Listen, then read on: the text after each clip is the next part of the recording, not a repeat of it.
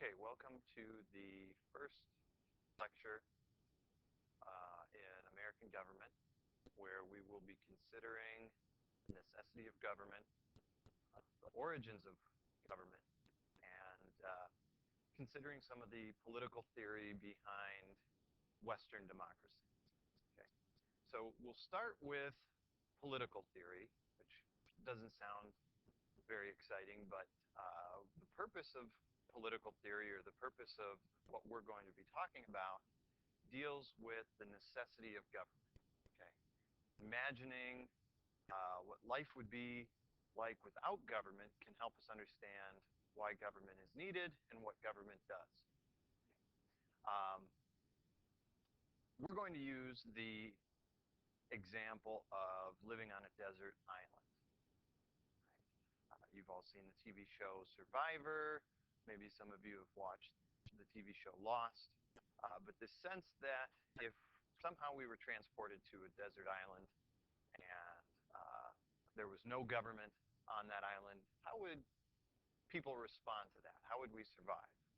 Um, and this very much depends on your view of human nature. So again, the goals of this lecture will be to understand the basic principles of the state of nature, life without government, and natural rights, rights that exist even in the absence of government. Are there rights? Are there certain things people have even if there isn't a government there to protect them? And again, the philosophy behind this idea of the state of nature, or living without government, to understand what government does.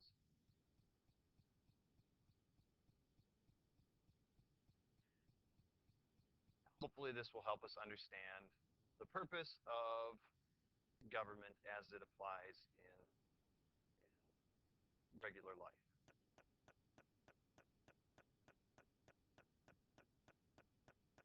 Now, imagine, if you will, life without government. Okay? Again, using the idea that we're somehow put on some deserted island and we find ourselves without the rule of law. What would life be like?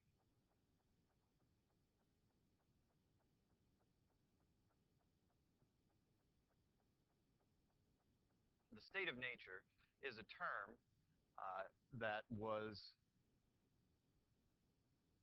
first used by a political philosopher during the 17th century, 18th century, by the name of Thomas Hobbes.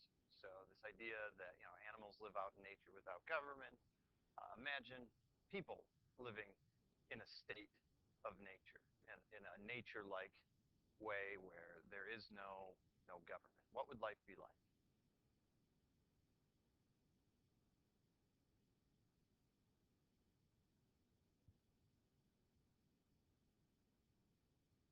For Hobbes, it would not be a good situation. Okay? He said that human nature is nasty, so life would be nasty, brutish, and short. Basically, it would be only the strong survive, and even if you live to survive, you wouldn't survive very long. We all turn old eventually, and of course, then you give up your strength, and likelihood that you perish would be increased. So, uh, because of this, because life is nasty, brutish, and short, people work together to try to protect themselves. They make agreements, not always explicitly, not always stated agreements, but they work together in order to mutually benefit everyone. And he referred to this agreement, this approach to working with one another, as the social contract. Now, that doesn't mean that nature is devoid of law. Okay? Today in our government, the legislative branch makes the law. The executive branch enforces the law. and if there are discrepancies, the judicial branch interprets the law. However, in the state of nature, Hobbes believed, and this is sort of a reflection of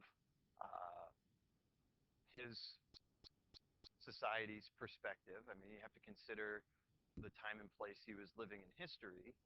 He believed that law was also established in nature and that the origins of law would be the origins of nature itself.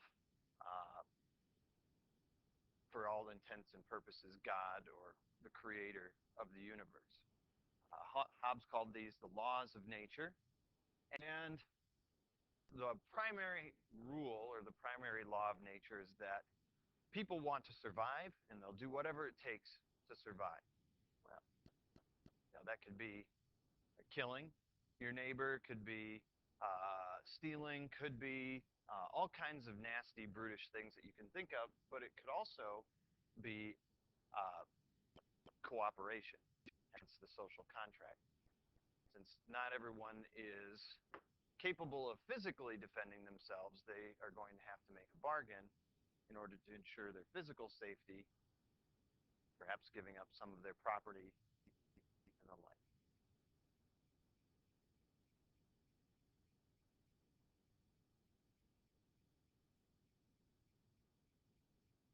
So entering into contracts, agreeing to take care of one another is the basic elements of government.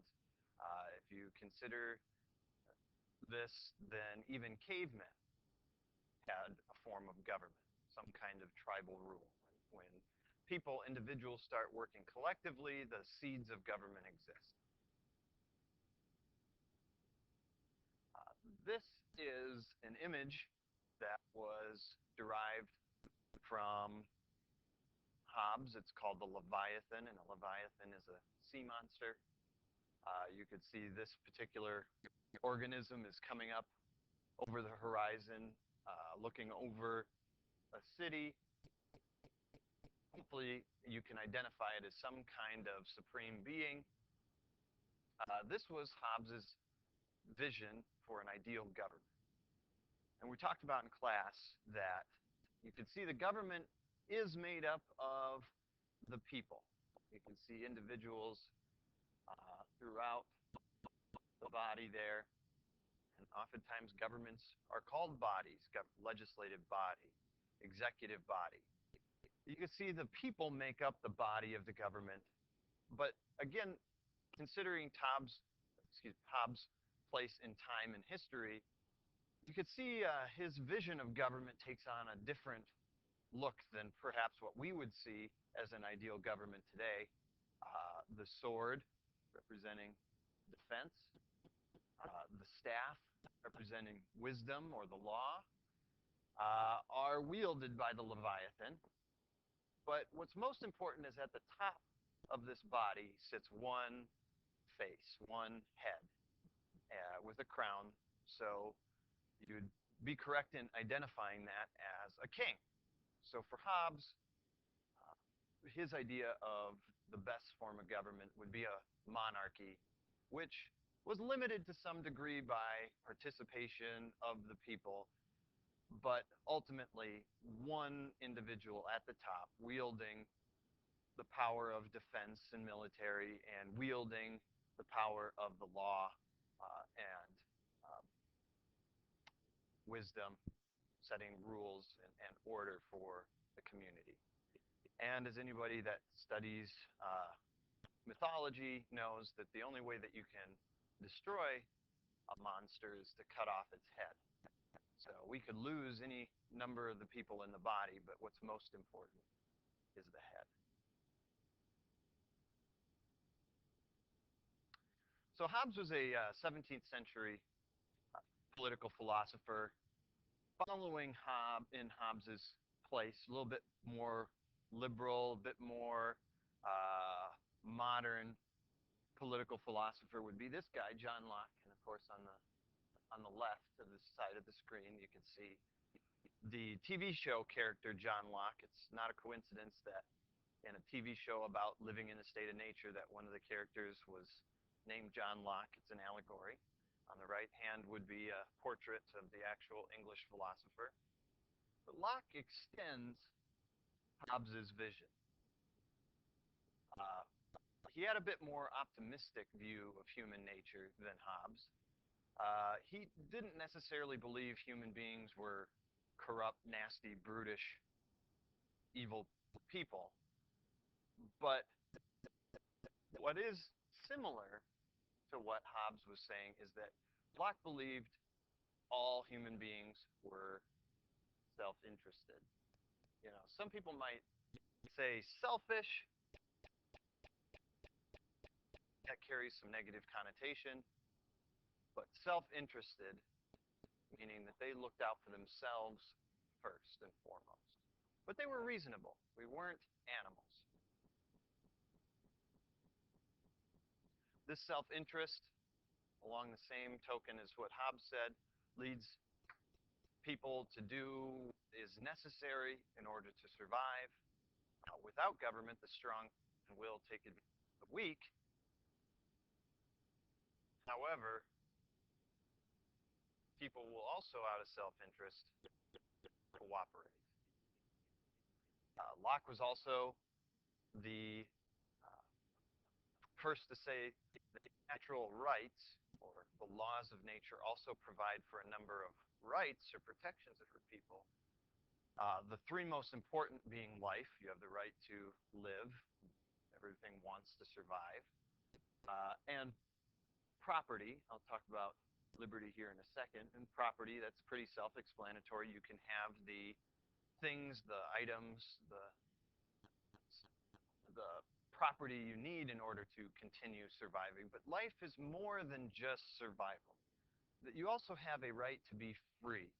Free from the oppression of others, whether it be individuals or the government, and which is really the definition of liberty. Okay? Life, liberty, and property. This idea that people want to be free, make their own decisions, live as they please, without intervention from others. If this is sounding familiar, good. Hopefully it sounds like life, liberty, and pursuit of happiness, which is written in the Declaration of Independence. Thomas Jefferson, studying, a very good student of political philosophy, is directly quoting, borrowing from John Locke.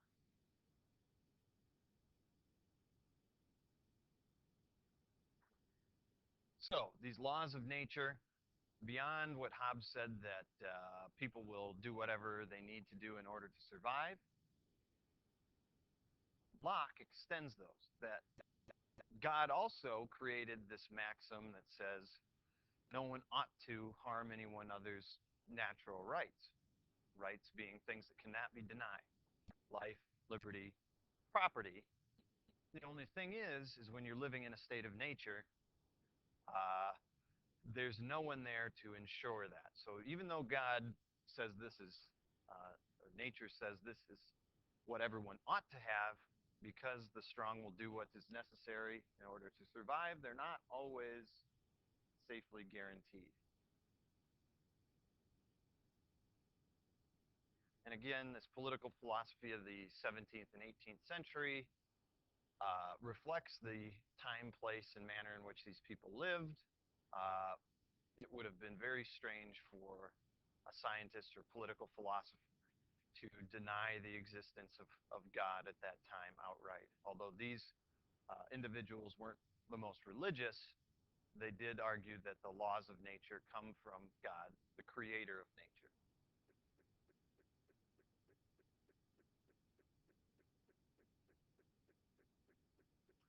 Okay, that ends the first